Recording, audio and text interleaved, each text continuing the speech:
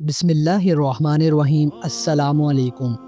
حضرت سلیمان علیہ السلام کو ایسی بے مثال حکومت اور سلطنت حاصل تھی کہ صرف ساری دنیا پر ہی نہیں بلکہ جنات ہوا پر بھی ان کی حکومت تھی، مگر ان سب سامانوں کے باوجود موت سے ان کو بھی نجات نہ تھی، اور یہ موت تو مقررہ وقت پر آنی تھی۔ بیت المقدس کی تعمیر جو حضرت داؤد علیہ السلام نے شروع کی، ملک شام میں جس جگہ حضرت موسیٰ علیہ السلام کا خیمہ گاڑا گیا تھا، ٹھیک اسی جگہ حضرت داؤد علیہ السلام نے بیت المقدس کی بنیاد رکھی، مگر عمارت پوری ہونے سے قبل ہی حضرت داؤد علیہ السلام کی وفات کا وقت آن پہنچا، اور آپ نے اپنے فرزند حضرت سلیمان علیہ السلام کو اس عمارت کی تکمیل کی وصیت فرمائی۔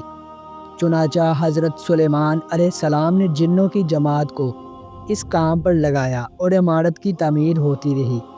جنات کی طبیعت میں سرکشی غالب تھی۔ حضرت سلیمان علیہ السلام کے خوف سے جنات کام کرتے تھے۔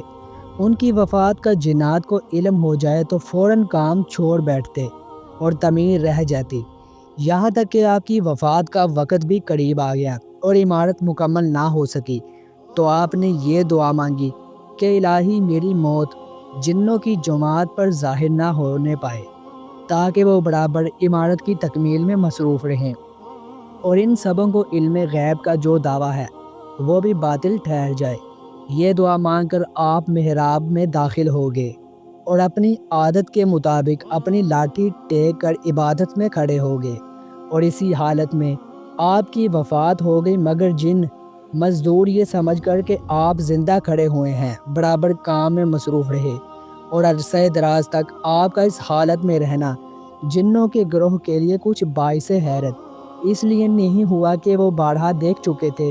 کہ آپ ایک ماہ بلکہ کبھی کبھی دو ماہ برابر عبادت میں کھڑے رہا کرتے تھے، یہاں تک کہ باحکم الہی دیمک نے آپ کے عصا کو کھا لیا، اور عصا گر جانے کے سے آپ کا جسم مبارک زمین پر آ گیا، اور اسی وقت جنوں کی جماعت اور تمام انسانوں کو پتہ چلا کہ آپ کی وفات ہو گئی ہے۔ قرآن مجید میں اللہ تعالیٰ نے اس واقعے کو ان لفظوں میں بیان فرمایا ہے کہ پھر جب ہم نے ان حضرت سلیمان علیہ السلام پر موت کا حکم بھیجا تو جنوں کو ان کی موت دیمک ہی نے بتائی جو ان کے عصا کو کھا رہی تھی۔